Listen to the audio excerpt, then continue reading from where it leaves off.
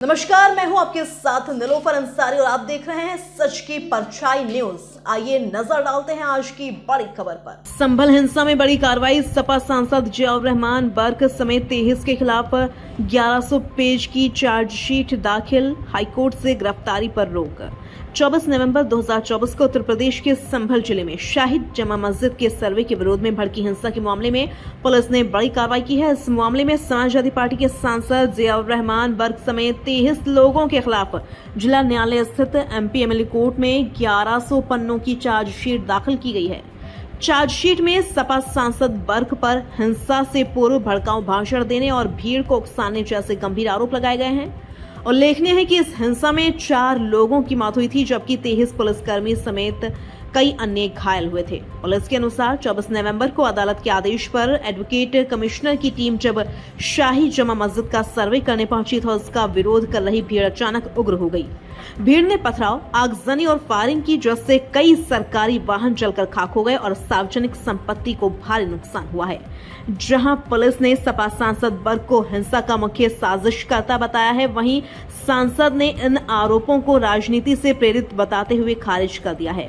उनका कहना है कि वह घटना के समय संभल में मौजूद ही नहीं थे। इलाहाबाद हाईकोर्ट ने सपा सांसद बर्क की गिरफ्तारी पर फिलहाल रोक लगा रखी है, लेकिन उन्हें जांच में सहयोग करने के निर्देश दिए गए हैं। इस मामले की जांच कर रही एसआईटी ने जमा मस्जिद के सदर एडवोकेट जफर अली को पूछताछ के बाद गिरफ्तार किया था। उनकी जमानत याचिका चंदौसी की अदालत में सुनवाई के दौरान खारिज कर दी गई। लगी है सांसद वाले केस में क्या है पूरा?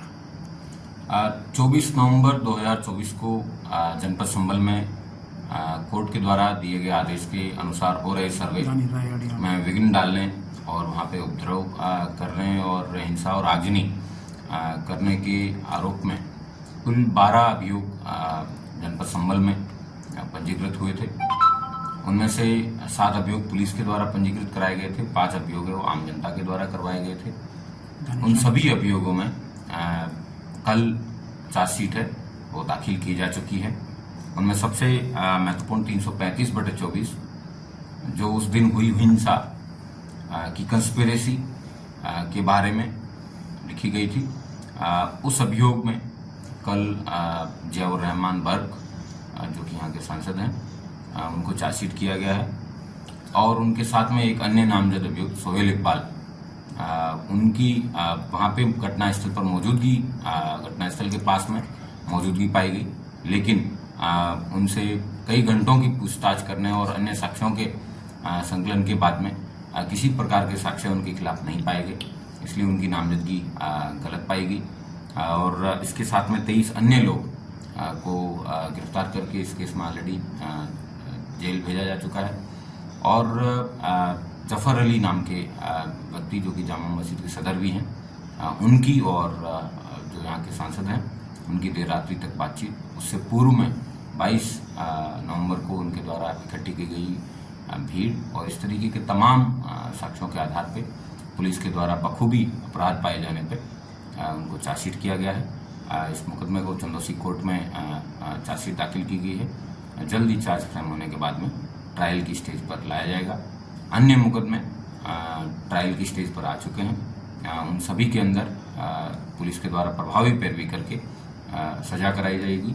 कुल 92 अभियुक्त अभी तक इस हिंसा में गिरफ्तार करके जेल भेजे जा चुके हैं। कई ऐसे अभियुक्त हैं जिनकी पुलिस के द्वारा तलाशी की जा रही है, नहीं मिलने पर उनके सबके खिलाफ एनबीडब्ल्यू लिए गए हैं।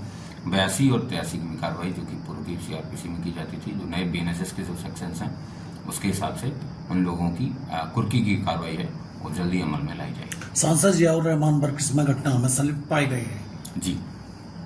आगे क्या तैयारी है? पुलिस के द्वारा प्रभावी पैरवी करके इनको जल्द से जल्द सजा दिलाए जाने का कार्य है वो किया जाएगा। इसमें 92 अभियुक्त हैं, उनको अभी तक गिरफ्तार करके जेल भेजा गया है।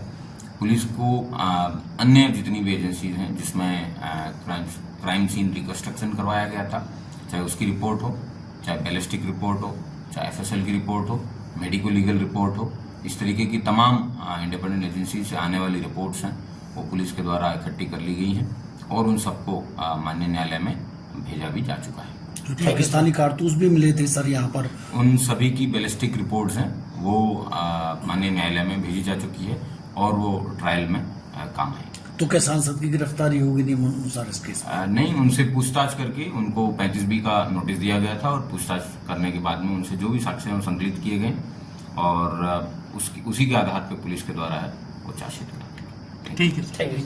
फिलहाल के लिए इस खबर में इतना ही। देश और दुनिया से जुड़ी हर खबर देखने के लिए हमारे चैनल सच की परछाई न्यूज को लाइक करें, सब्सक्राइब करें और हाँ, वीडियोस को शेयर करना ना भूलें।